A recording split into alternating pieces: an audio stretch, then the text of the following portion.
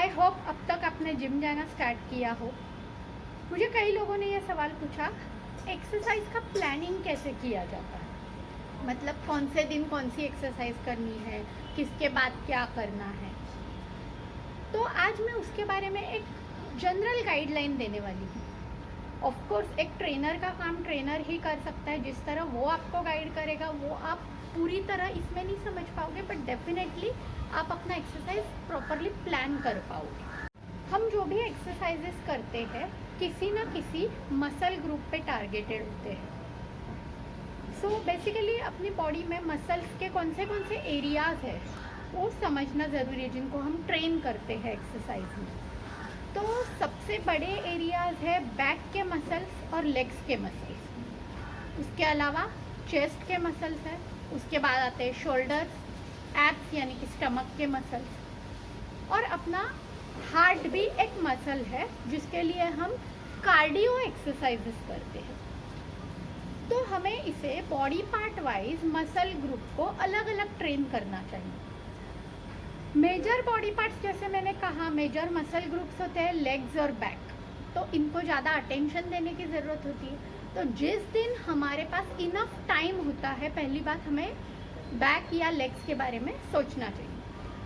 अब मेरा exercise schedule generally मैं वीक के स्टार्टिंग में ही संडे को ही डिसाइड करके रखती हूँ। जैसे मैंने कहा था, मैं मंडे को लेग्स करना प्रीफर करती हूँ, क्योंकि लेग्स एक्सरसाइजेस के लिए काफ़ी स्ट्रेंथ स्टेमिना की ज़रूरत होती है, और संडे को आराम करने के बाद मंडे को बॉडी में काफ़ी अच्छी स्ट्रेंथ होती है और हम पूरी कैपेसिटी के साथ लेग्स कर सकते हैं।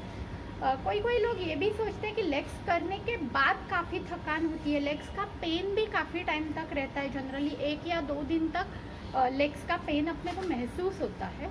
इसलिए कोई लोग वीकेंड आते आते मतलब सैटरडे को लेग्स करना प्रीफर करते हैं, बट मैं ये एडवाइस नहीं करूँगी, because throughout the week exercise करने के बाद सैटरडे तक अपनी स्ट्रेंथ काफ़ी कम हुई रहती है, हम काफ़ी थके हुए रहते हैं, तो हम पूरी तरह लेग्स का वर्कआउट जस्टिस दे के नहीं कर पाएंगे।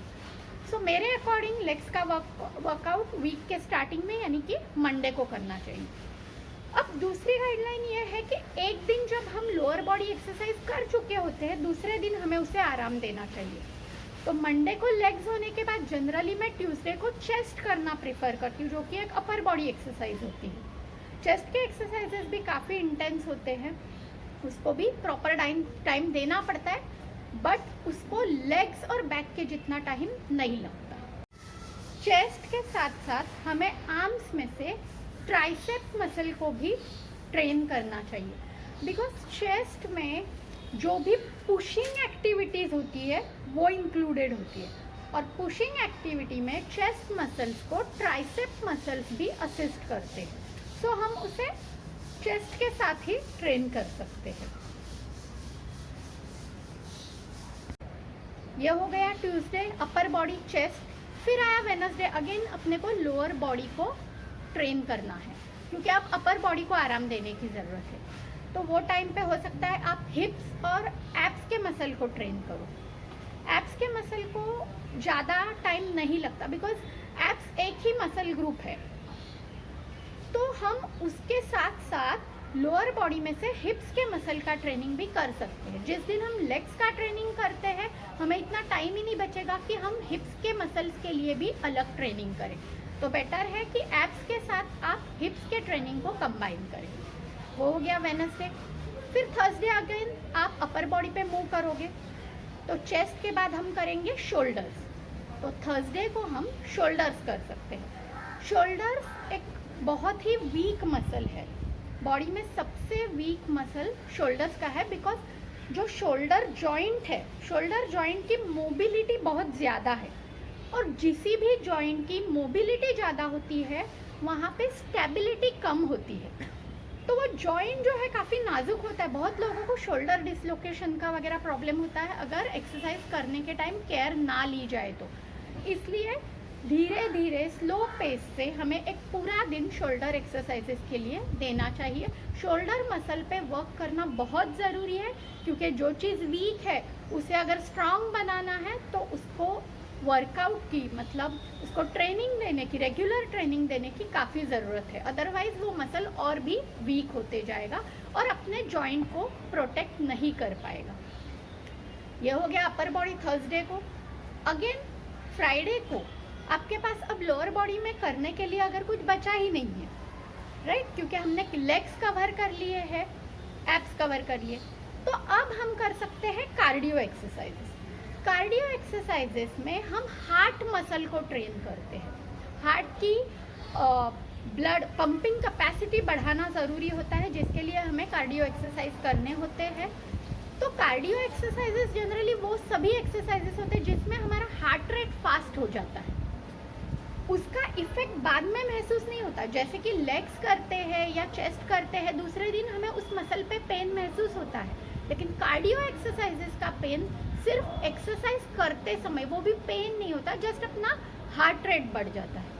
तो वो एक्सरसाइज जैसे कि इसमें आप साइकिलिंग इंक्लूड कर सकते हो, स्विमिंग, फंक्शनल एक्सरसाइजेस, आप बाहर आउटडोर रनिंग कर सकते हो, जॉगिंग कर सकते हो, इंडोर यानी कि जिम में आप ट्रेडमिल, एलिप्टिकल, साइकिल, ये सब चीज़ें कर सकते हो। प्रॉपर कार्डियो एक्सरसाइजेस करना भी उतना ही ज़रूरी है जैसे बाकी मसल्स को ट्रेन करना ज़रूरी है, बिकॉज अल्टीमेटली हार्ट ही पूरी बॉडी को संभालने वाला है, सो उसको भी प्रॉपर अटेंशन देना ज़रूरी है। अब बारी आएगी फिर से अपर बॉडी की, जो कि होगा सैटरडे। सैटरडे को हम करेंगे बैक। बैक भी एक बड़ा मसल है। बैक करने के बाद काफ़ी आराम की ज़रूरत होती है, तो जनरली मैं सैटरडे को बैक करना प्रीफर करती हूँ। जो भी पुलिंग एक्टिविटीज़ होती है उसमें बैक मसल काम करता है, और बैक मसल को पुलिंग एक्टिविटीज़ में आर्म्स में से बाइसेप मसल असिस्ट करता है। इसलिए हम जब बैक एक्सरसाइजेस करते हैं उसी टाइम पे हम बाइसेप्स की भी एक्सरसाइजेस कर सकते हैं। इस तरह दो पार्ट्स में हम आर्म्स के मसल को डिवाइड कर सकते हैं। अब बचा संडे। कई लोग कहते हैं, इवन मैं भी मानती हूँ, कि हफ्ते में एक दिन तो आराम करना चाहिए, बट आराम का मतलब मैं ये नहीं समझती कि पूरी तरह से ही बॉडी को सुस्त कर दे। एक हल्का सा राउंड, जैसे मेरे पास डॉग्स है तो मैं मेरे डॉग्स को लॉन्ग वॉक पे लेके जाती हूँ, तो उतना भी हमें रिफ्रेश करवा सकते हैं, ना कि एक्सरसाइज के कारण के लिए नहीं, जस्ट रिफ्रेश करने के लिए, बॉडी को एक्टिव रखने के लिए संडे को एक छोटा सा राउंड और स्ट्रेचिंग एक्सरसाइजेस, यानी कि मे बी आप योगा कर सकते हो या जनरल जो स्ट्रेचिंग के एक्सरसाइजेस जो मैंने मेरे स्ट्रेचिंग के वीडियो में दिखाए भी थे आपको, आप वो रिपीट कर सकते हो। दिस इज जस्ट बॉडी को रिलैक्स करने के लिए हम ये एक्सरसाइजेस करेंगे। तो ये है जनरल गाइडलाइंस एक्सरसाइज के प्लानिंग के लिए। अब person to person, situation to situation, time to time इसे चेंज करना पड़ सकता है। जैसे कि समझो किसी दिन मुझे अगर मंडे को मेरे पास टाइम कम है एक्सरसाइज के लिए, तो मैं उस दिन लेग्स नहीं करूँगी, फिर मैं उसको किसी के साथ इंटरचेंज करूँगी। लेकिन एक चीज़ का ध्यान फिर भी रखना है, अपर बॉडी के बाद तुरंत अपर बॉडी करने से हम उस मसल को अच्छा जस्टिस नहीं दे सकते, प्रॉपर ट्रेन नहीं कर सकते। सो ये ध्यान रखें कि एक मसल की एक्सरसाइज करने के बाद उसको मिनिमम एक दिन का रेस्ट देना ज़रूरी है। अगर आपको इसके अलावा भी कोई डाउट है एक्सरसाइज प्लानिंग में, तो आप YouTube के मेरे ये वीडियो में कमेंट कर सकते हो या मुझे पर्सनली व्हाट्सएप पे भी पूछ सकते हो। अगर आपको ये वीडियो अच्छा लगा तो like, share, subscribe and comment कीजिए। Thank you. बाय।